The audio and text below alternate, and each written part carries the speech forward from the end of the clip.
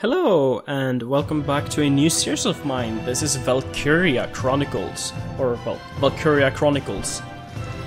And this is an action RPG strategy turn-based kind of thing with real-time elements to it. You'll see, it's a bit weird. But it is a game that I have very much been enjoying on PSP actually, my really old PSP. I've been playing the second one for maybe 5-6 hours. And I have loved it. All 6 hours of it I have just loved. So I thought, why not just get the first one and play that first? And since it's on PC, why not record it? So, the game is set in an alternate Europe during an alternate Second World War. It's kind of complicated. It's got alternate... it doesn't have the technology we had back then. You'll see, it's all just an alternate universe. So, let's start a new game and watch the prologue, where everything will be explained.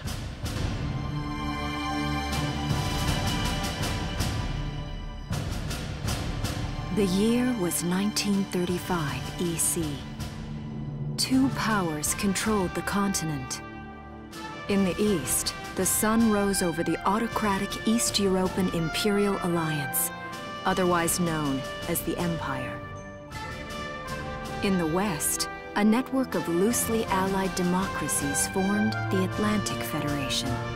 Both powers depended on a precious mineral ragnite for their survival, and its growing scarcity led to the inevitable war. Hostilities began in the east when the Empire aggressively crossed their western border. The Atlantic Federation responded, and the Second European War was on.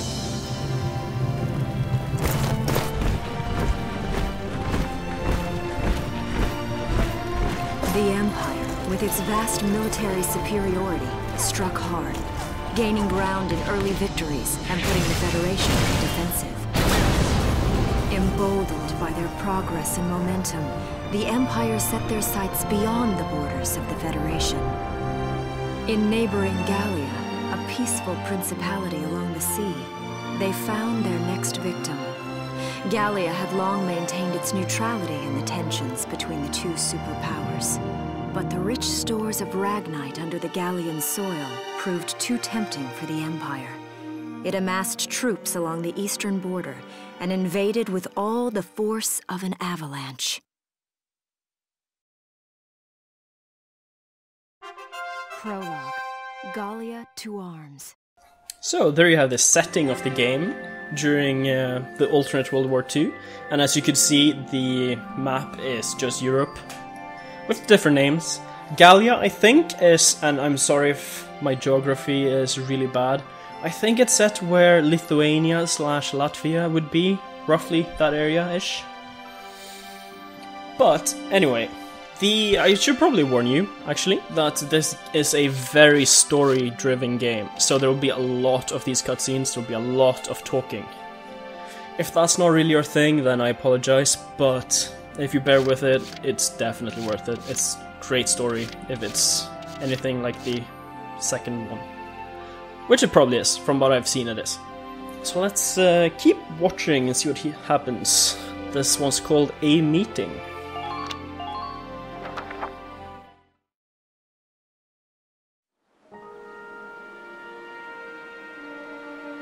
March, 1935. Outside the Gallian border town of Bruhl.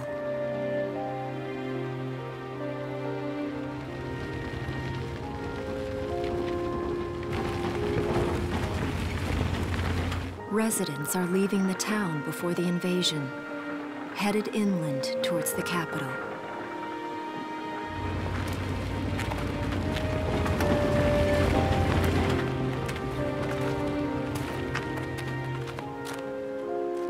I haven't been down this road in years.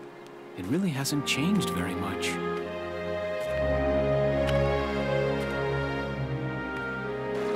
Whoa! Already? Hey there, guys! You're beautiful. Starting early this year. You're heading upstream, huh? How's the water?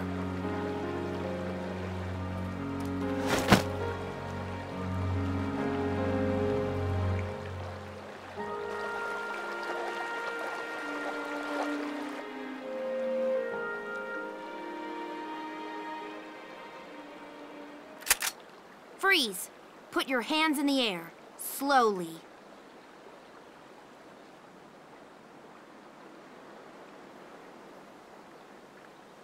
Haven't seen you around before. What's your name? My name's Welkin. And you are? The one with the gun. We're with the Bruhl Town Watch. I'm Alicia. Alicia Melchiot. So, I'm wondering what you've been writing in that little book you've got there. Imperial spies are in the area.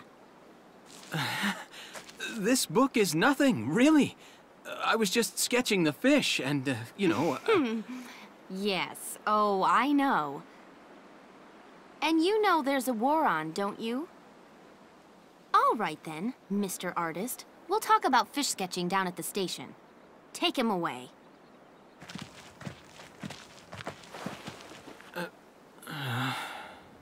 Thanks, fish.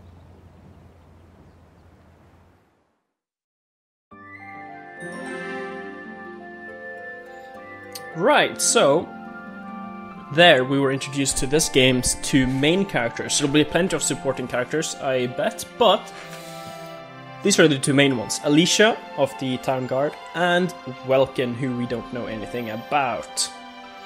But if we go on to the next one, the Imperial attack, probably hints at what's going to happen, I'm sure we'll find out more.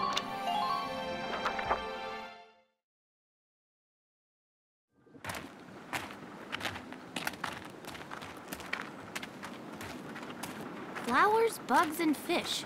You're not bad with a pen, are you? I have to say, they're really very good. Thank you. So you see, I really was just sketching. Maybe. Or this could be some kind of secret code. And I intend to take my time finding out for sure. Great. Welks? Is that you? Isara! Oh, your timing is perfect. What have you gotten yourself into now, Welkin? Wait. Don't you live at the old General's house? That's right. I'm General Gunther's daughter, Isara. You do know everyone's supposed to evacuate, right? Yes, I'm aware of that. My brother's here to help me move to the capital, but that may be difficult. I mean, unless you're willing to let him go, that is. Huh?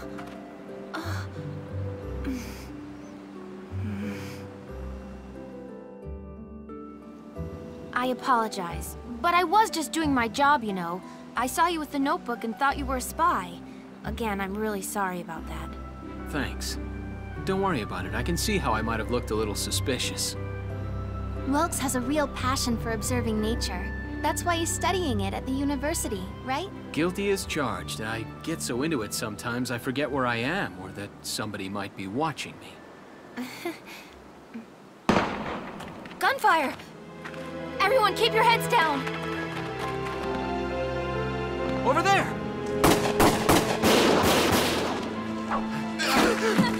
Come on!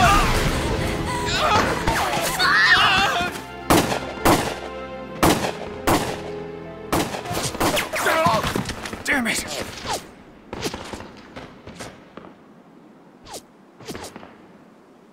Welkin, you can handle a gun, right? Yeah. I mean, I made it through training anyway. Well, they're probably just a small scouting team. We should be able to take them out. I'm with you. Oh, we'll take them out, alright. So, now we are launched into the first actual gameplay of this episode. As you can see, there's been a lot, actually almost 10 minutes of just story. And I think that's gonna be very common practice in the series. So once again, I apologize if that's not your thing. Now this here, 8 minutes and 40 seconds, was my previous playthrough, where I just kind of tested and checked if the recording was working. So let's overwrite that. There we go. And let's go right into the encounter at Bruhl. Now I'm just gonna say that I will be skipping the tutorial messages, at least at the start, because I am very familiar with how the mechanics work from playing the second one. They work exactly the same as far as I'm aware. Although, I'm sure that I'll be encountering new stuff later on, since I did only play roughly 6 hours. I didn't get very far into the story of the second one. But here we go. First actual combat mission thing. Okay, here's the plan.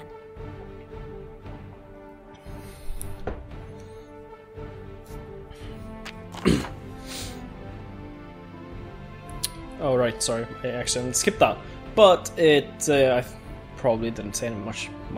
So we'll deploy from here, take out all 3 of the enemy forces. Here would be the blue flag, that's our starting point, and the red signifies the enemy, the Empire. And that shows that the Empire's gonna walk down, we're gonna walk up. They will just cross the bridge and take them down as fast as you can. Our objective here is to eliminate all enemies. Let's take care of them one at a time, nice and easy. So here we have the mission summary. All missions are defeated, that's our victory condition, and we have 3 failure conditions. Welkin dies, Alicia dies, or 20 turns pass. Now the last one, 20 turns pass, seems to be just a thing they have on every mission. They're all limited to 20 turns. Excuse me, just had to have a sip of water. Turns do take quite a long time, so I don't think in the 6 hours I played the second one I ever had a combat scenario that went past maybe 6 turns. There's a lot you can do in each turn. Let's get started. Just stay calm and get it done. I will get it done. So here we go, player phase. So it's turn-based in the sense that first... I see 3 of them. Just That's listen 3 to this. too many. Stay sharp. Listen a second. There's something I should explain. Okay, not tutorials, I'll be explaining this myself, that's fine.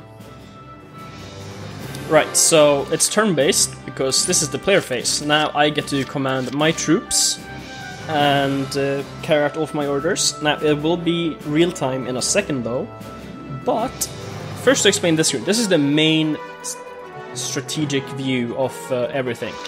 Here's the troops that I have, Welkin, Alicia and Town Watchman, and I can also just select them here. Up top you can see the CP, that means command points. It shows how many command points I have. Selecting a unit costs usually 1 command point, but if you have something bigger like a tank, that costs 2, and it might even go beyond that, I don't know. But we always start with, I think, 1 command point per unit, but I could be wrong about that actually. So right now we can look around. It's pretty rare, but we can actually see all of the 3 enemies on this mission. It's probably just for the first one, because it's training. Now, this little icon you see on both my troops and enemy troops, as well as next to their, in the bottom right, next to their profile, the goggles thing, that shows what class the enemy is. And this one means Scout, which is what the enemy is called, because we don't know their names. So all 6 units on the field right now are Scouts. There are several other classes that will be introduced later on though. So let's start here by selecting... let's select Alicia. My turn, okay? So you saw that a command point was spent doing that. And now while you actually play, you have action points instead. Let's just skip through the tutorial stuff. So this is the main game. I can look around. This is now real time. The enemy won't move because it's not their turn, but they will react to everything I do. And at the bottom you see a bar there, it goes down as I walk. That is my action points. And when that is completely drained, I won't be able to move anymore. I'll still be able to attack, but I can't move. Let's just open the map there. And above my head you see these 2 lines, blue and yellow. That is sight indicators. That shows that I can see these 2 enemies, the scout at the very back and the scout nearest to me. The blue line shows that that scout does not have vision on me, it's not aware of me yet. The yellow line means that that guy is aware of me, and when I move forward here in a second you'll see it turns red, which means that he'll be opening fire at me. can see my friends here. So target mode, if I click RB, I go into here. Let's just skip by. There we go. Now, while targeting, I'm free to just aim wherever I want. I could fire into the water if I wanted, it'd be a waste. Because each unit is only allowed to fire once per command point spent. So each time you select a unit, a command point is spent, and once you're done with a unit, you go out to the tactical view again. You are very much allowed to select the exact same unit again, spend another command point to move them, and then they will be allowed to attack again. It'll become more clear as we play through. Now, if I aim at this enemy, we can see there are 5 boxes up top. To kill, shots, versus personnel, versus armor, and area. To kill shows how many hits I need to get to actually kill the enemy.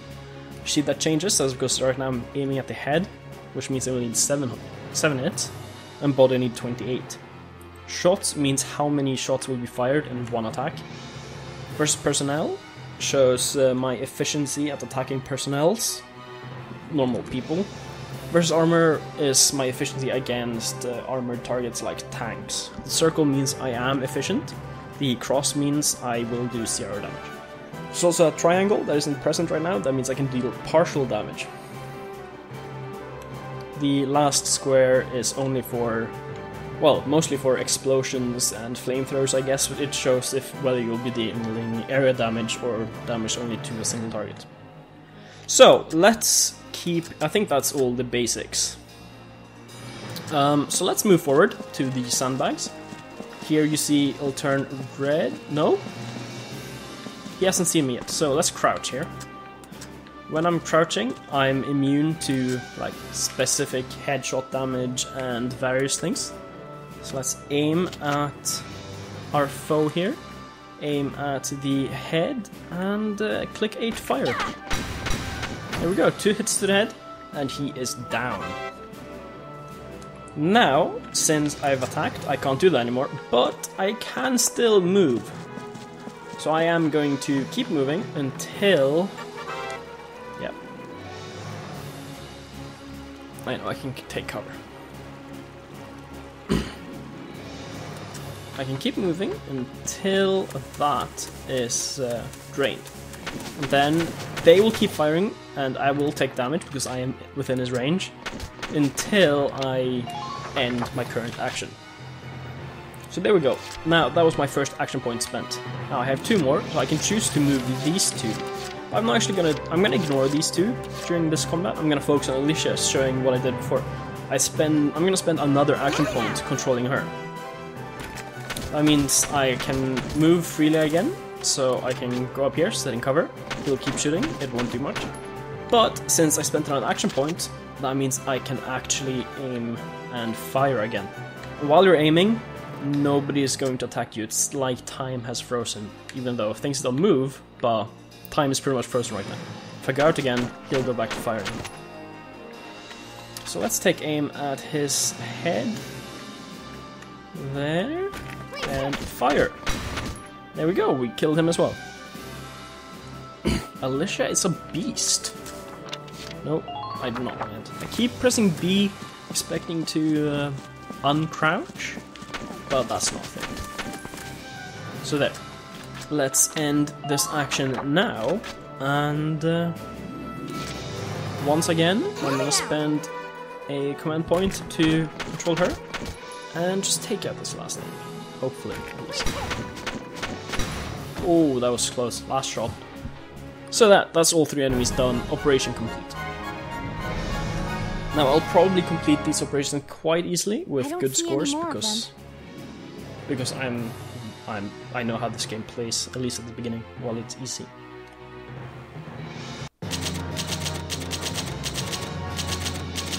And now because I only used Alicia, I'm actually going to higher score because I cleared it in a single turn. If I had moved all of them, I would probably have... If I wanted to move all of them, I'd have to use 3 turns probably to reach each enemy. Because 1 command point per unit would only get me so far. And that would reduce the amount of points I get for doing that.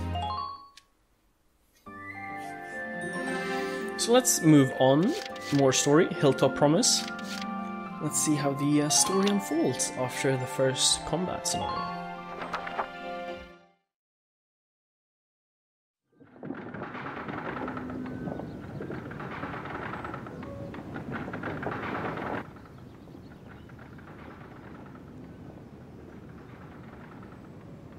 Miss Melchiot, there's no other sign of the enemy. Good. Now, go keep watch and stay alert. Yes, ma'am. What should we do with the bodies, ma'am? We'll bury them. So it's begun. I'll do whatever it takes to protect the people of this town. I'll do it. Even going to war, I'll do it.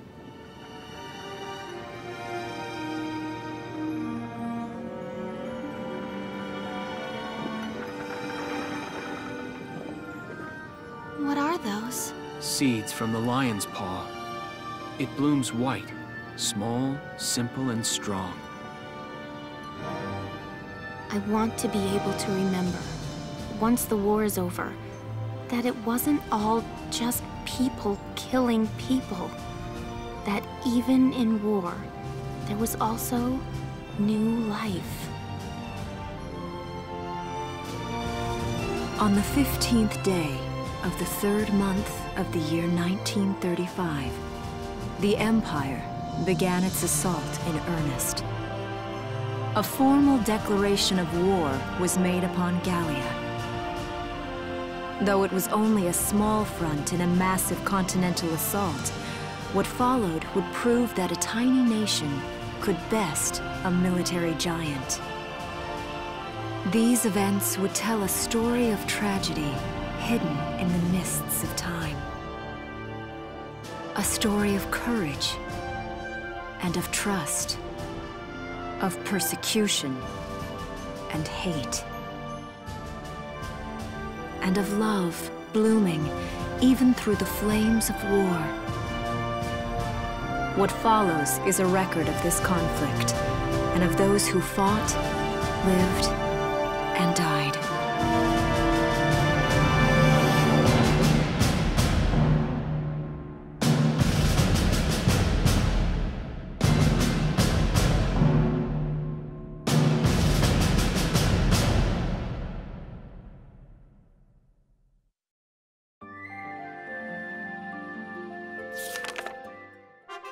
Chapter 1. In Defense of Bruhl. That is the prologue of Valkyria Chronicles, and that will conclude the first episode. Now, I hope you've been enjoying this, and I really hope you don't mind having so much story and cutscenes and stuff like that. It would be a shame, but yeah, it's worth it. It really is. So, I really hope that if you did enjoy it, leave a like, leave a comment, subscribe to my channel if you haven't already, and if you want to see more. It helps out a lot, and it's really nice to see the support. Well, thank you very much for watching this episode. I hope you stick around, and I hope to see you next time. So, goodbye for now. See ya!